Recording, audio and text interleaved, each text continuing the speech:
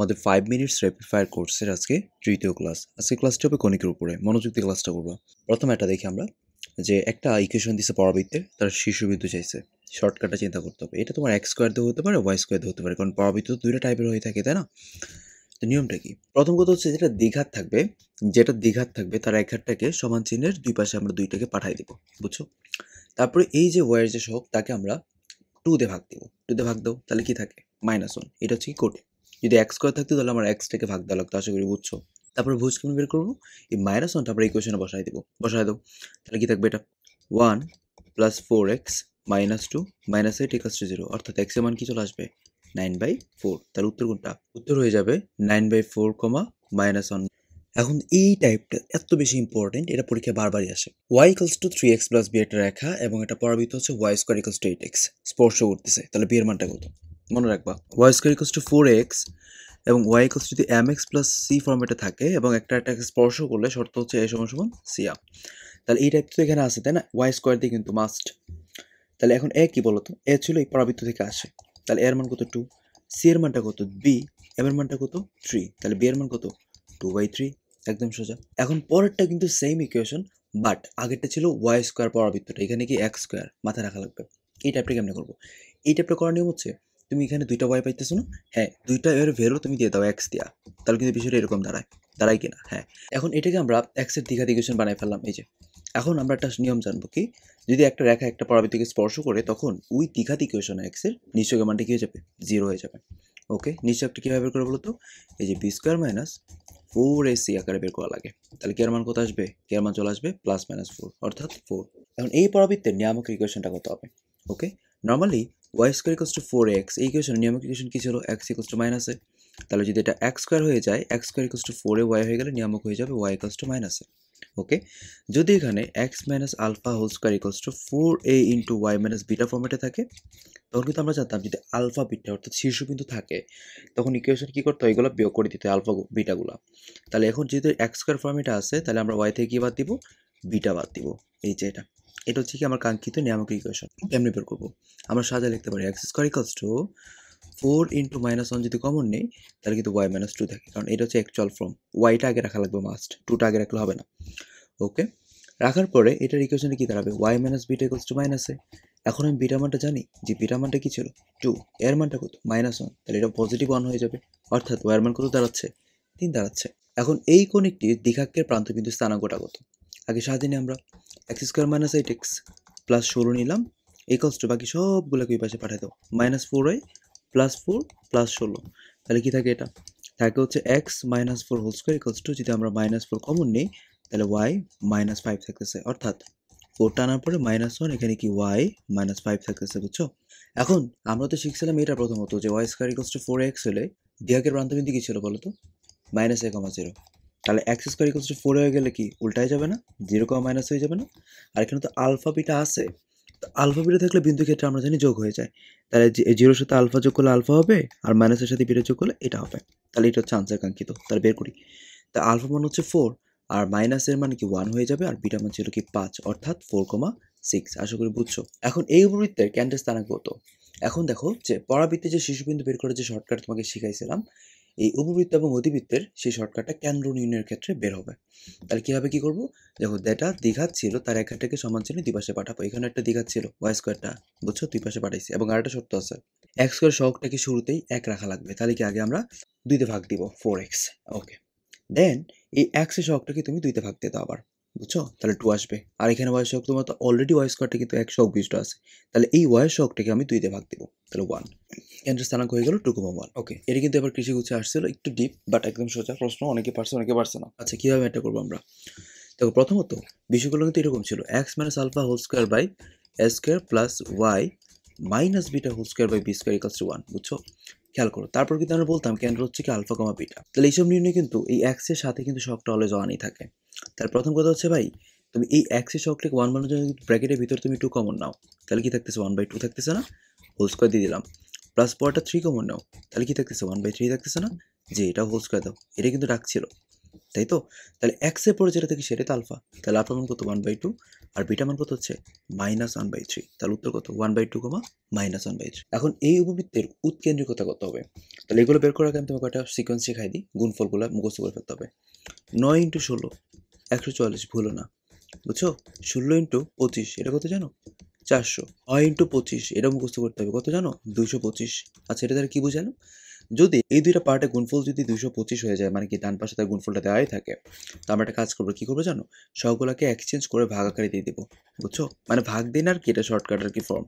y²/9 = 1 হয়ে যাবে। এভাবে আনার জন্য আমরা কি করব? যদি দেখি যে দুইটা গুণফল এটা হয়ে যাচ্ছে, তখন x² নিচে এইটার শক, y² নিচে এইটার শক দিয়ে দেবো আর এখানে 1 দিয়ে দেবো। এখন উৎকেন্দ্রিকতা। এখন উপবৃত্তের উৎকেন্দ্রিকতা বের করার একটা শর্টকাট আছে। কি দেবো? √sin দেবো 1 মাইনাস এই ফর্মেটে আনার পরে উপরে দিয়ে ডাইরেক্ট দিয়ে দেবো ছোট, নিচে হচ্ছে বড়। বুঝছো? আর কোনো কাজ নাই। তাই এখানে 25 আর এখানে হচ্ছে কি 16। তাহলে কি থাকবে? 4/5। এখন বলছে এই উপবৃত্তের বৃহদক্ষ এবং ক্ষুদ্রকের দৈর্ঘ্যটা কত? আগে তো অ্যাকচুয়াল ফর্মেটে নিতে হবে। 2 দিয়ে ভাগ দিতে হবে না? 2 দিয়ে ভাগ দিলে কিন্তু বিষয়টা এরকম দাঁড়ায়। আর এখানে থেকে হচ্ছে y²/2 = 1। তাহলে এখানে বলো দেখি এর মান কত?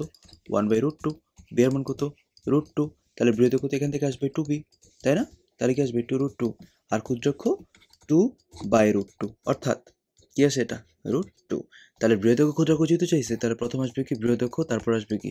ক্ষুদ্রক্ষ। এটা খুব ভালো করে পড়া লাগবে যে একটি বৃত্তের উপকেন্দ্রিক লম্ব ক্ষুদ্রকের অর্ধেক। তাহলে উপকেন্দ্রিক লম্ব মানে কি? যেহেতু তোমার দেওয়া নাই, ইন জেনারেল চিন্তা করতে হবে। 2b² হচ্ছে কি? ক্ষুদ্রকের অর্ধেক, অর্থাৎ হাফ ইন্টু 2b। তাহলে 2 ভ্যানিশ, তাহলে একটা বিবি ভ্যানিশ, তাহলে কিন্তু b/a কিন্তু আমি বলতে পারতেছি হাফ। আশা করি বুঝছো। মানে কি? √1 - b²/a² না? জি। তাহলে মানটা বসায় দাও। তাহলে কি আসবে? 1 - 1/4, অর্থাৎ নিচে 4, উপরে কি? 3 √, তাহলে √3/2। একদম সোজা ছিল। এর কোন মানের জন্য এই ইকুয়েশনটা এই উপবৃত্তকে স্পর্শ করবে? বুঝছো? এটা কিন্তু বৃত্তে আছে, পরাবৃত্তে আছে, অধিবৃত্তে আছে, টাইপটা ভালো করে পড়া লাগবে। y = mx + c যদি x²/a² + y²/b² = 1 উপবৃত্তকে স্পর্শ করে, তখন শর্ত হচ্ছে c² = b² + a²m²। বুঝছো? ওকে। তাহলে এখন আমাকে বলো c এর মানটা কত? -5। তাহলে -5² = b² কত? b² হচ্ছে 9 প্লাস a² কত? 16। আর এখন যদি আমি চিন্তা করি m², তো m তো এখানে n ছিল, তাহলে n² হয়ে যাবে। তাহলে 25 থেকে 9 বাদ দিলে কি 16, তাহলে n² কিন্তু আলটিমেটলি 1ই আসতেছে। তাহলে n এর মানটা কত? 1 হয়ে যাবে। এখন এই উপবৃত্তের নিয়ামক রেখাদের সমীকরণ কত হবে? ওকে, তাহলে দেখো 9 16 কি 140 হয়? জি। তাহলে কি শিখাইলাম? x² নিচে তুমি 16 দিয়ে দিবা, y² নিচে তুমি ডাইরেক্ট 9 দিয়ে দিবা, = 1 হয়ে গেল। যেহেতু এটা a > b, তার নিয়ামক ইকুয়েশন নাম্বার ছিল x = +- a/e। তাহলে এর মান লাগবে। এর শর্টকাটে কি শিখালাম? দুইটার মধ্যে ছোট উপরে, বড় নিচে। তাহলে কি থাকবে? √16 আর এখানে কি থাকবে? 7। তাহলে √7/4। তাহলে x = কি বলবো আমরা? a। তাহলে এর মানটা কত? 4। তাহলে +-4/√7/4, অর্থাৎ √7x = কি হয়ে যাবে? +-60। ওকে। এগুলো হচ্ছে কি? পারামিতিক সমীকরণ, অর্থাৎ কি? Third party. মানে কি x এবং y দ্বারা একটা ইকুয়েশন তৈরি হয়, এখানে তোমার কি অন্য একটা চলক চলে আসছে। এই টাইপের ম্যাথগুলোতে আগে আমাদের cos t এবং sin t মানগুলোকে বের করে নিতে হবে। তাহলে x - 1/2 আর এখানে sin t এর মানটা কি আসে? 2y - 2। তারপরে স্কোয়ার করে যোগ করে দাও। কেন? তাহলে ভ্যানিশ হয়ে যাবে তো। আর t এর কোনো অস্তিত্ব নাই। কারণ কি? sin² t + cos² t বলতে 1 বুঝি। বুঝছো? তাহলে x - 1 হোল স্কোয়ার, এই যে বাই দিলাম, মাইনাস নাকি প্লাস? অবশ্যই প্লাস। 2y - 2 whole square. বুঝছো? এখন a b তো আমার সিলেক্ট করা লাগবে। তাহলে সাজায় লিখতে পারতেছি আমরা x - 1 whole square plus y - 1 whole square কিন্তু 1। তাহলে এখন বলো আমাকে এর মান কত? 2। b এর মান কত? 1/2। তো ক্ষেত্রফল মানে কি? পাই b না? তাহলে পাই a b দিলে আমরা পেয়ে যাব উত্তর হচ্ছে পাই। আচ্ছা, এখন গুরুত্বপূর্ণ একটা কথা যে এই অধিবৃত্তের অসীমত রেখা দুইটার ছেদবিন্দু জানা কত? মনে রাখা লাগবে। অসীমত রেখা দুইটা কেন্দ্রে ছেদ করে। কেন্দ্রে শর্টকাট কি শিখেছিলাম? ওই পরাবৃত্তের শীর্ষবিন্দুর মতো। তাহলে 4x² = কি 16x। তারপর তো আমার শখটাকে 1 বানাইতে হবে। তারপর শর্টকাট অ্যাপ্লাই করতে হবে। তারপর শর্টকাট অ্যাপ্লাই করলে কিন্তু এখানে 2 হয়ে যাচ্ছে। কাজ শেষ।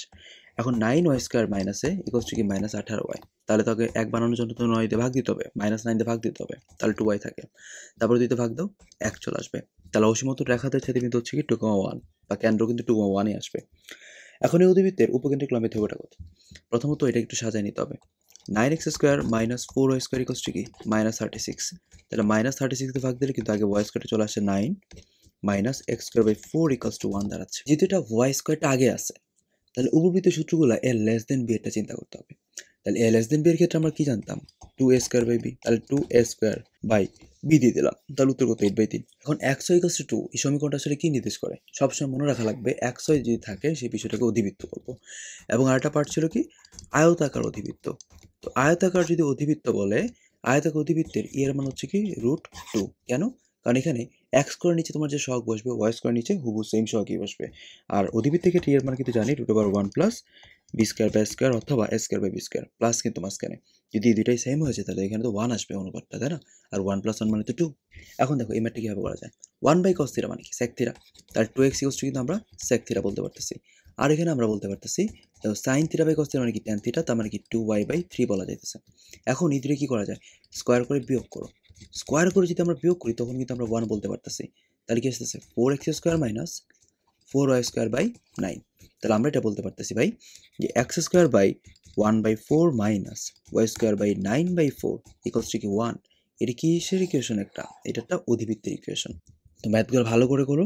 দেখা হচ্ছে নেক্সট কোনো ভিডিওতে।